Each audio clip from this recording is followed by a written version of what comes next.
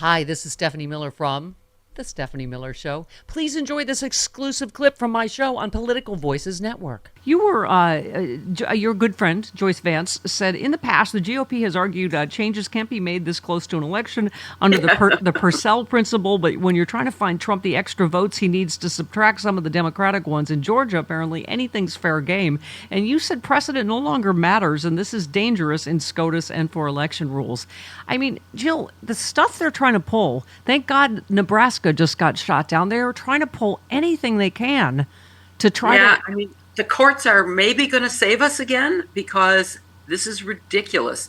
And the rules change. I mean, look at what happened with the Supreme Court. Yeah, you can't do it now because it's a year from the election. Oh, well, this is days before the election, but we can do it. They don't care. They really don't care about precedent.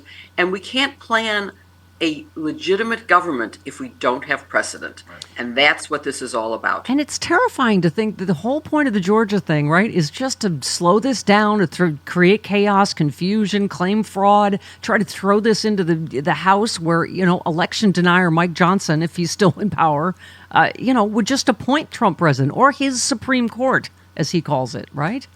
It's all true. And you really do have to worry about all of what's going on, because if you slow it down enough and it ends up in the House, the Constitution creates this absolutely absurd method of choosing, which is little teeny states get the same votes as big states. Yeah. And there are more little teeny states that are Republican majority, and so they're going to control, and it will end up being thrown to a Republican candidate who does not have the popular vote. I'm willing to bet you a lot of money, Stephanie, that there's no way Donald Trump wins the popular vote. Yeah. Whether he wins the Electoral College, another anomaly in our Constitution that needs to be changed, but won't be in today's world. Yeah. We mentioned this I think Maya talked about this as well, but Joyce Vance said Trump blaming Jews in advance if he loses is sadly predictable and even more dangerous. And you just said call it what it is, anti-Semitic and whining self-pity. I mean, I guess we should be glad that he apparently seems to know he's going to lose and is already looking for excuses, right?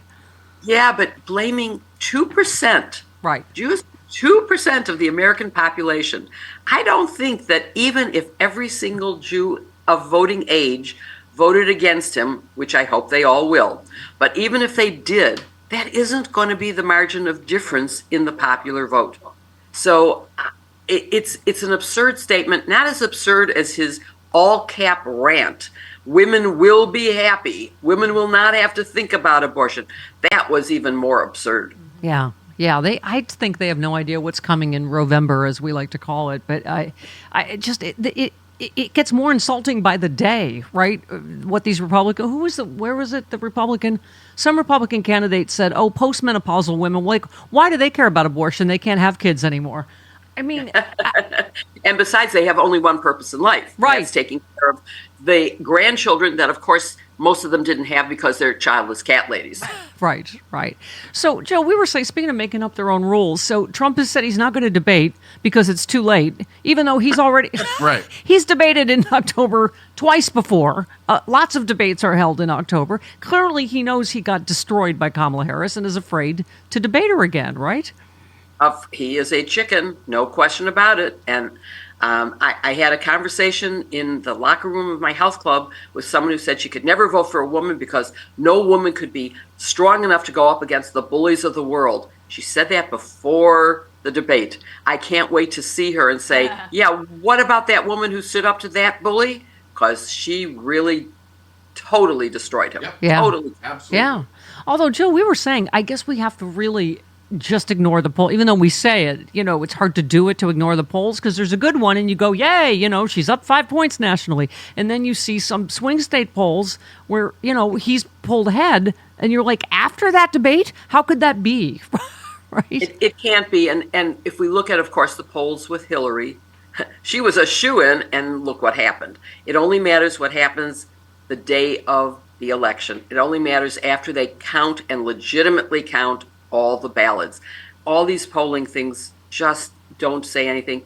And friends for example, who are working really hard in Arizona say that there is a fear for people to actually answer honestly. There's a lot of secret Harris voters.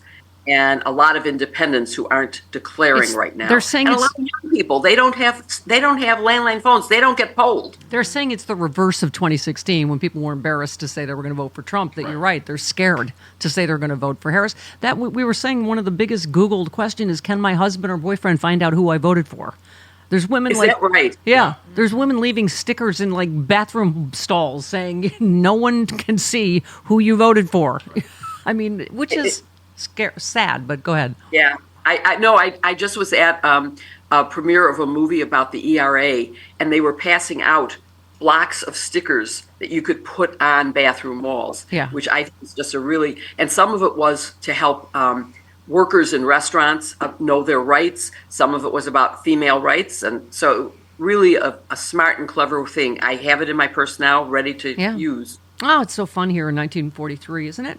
You mean 1843? I don't know how far back we've gone. There's no denying it. The vibes are really good right now.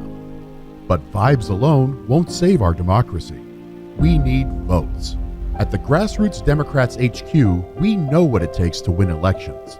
Knocking doors, making calls, sending texts, and writing postcards. If we're going to elect Kamala Harris and Tim Walz and give them the Democratic Congress to pass their agenda, then we need to roll up our sleeves and talk to a record number of voters between now and November 5th. But let's be clear, we can't do it without you. So, are you ready to work? This is a fight for freedom and our future, and everything is at stake. Don't wake up on November 6th wishing you had done more. Join us. Go to grassrootsdems.org today to sign up to volunteer, and let's go win this thing.